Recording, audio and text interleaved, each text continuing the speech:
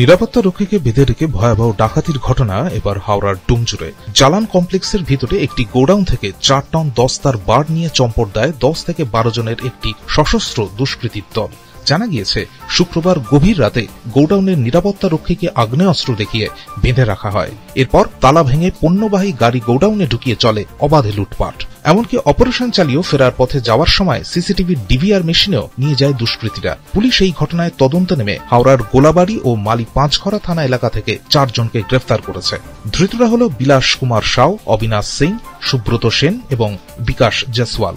Police জানিয়েছে, এই ঘটনায় এখনো পর্যন্ত 4 জনকে গ্রেফতার করা হলেও বাকিদের খোঁজে তল্লাশি চলছে। অভিযোগ পাওয়ার 12 ঘন্টার মধ্যেই খোয়া যাওয়া সামগ্রী পুনরুদ্ধারও করা হয়েছে। হাওড়া থেকে আইভি আদকের রিপোর্ট, পুবের কলম ডিজিটাল।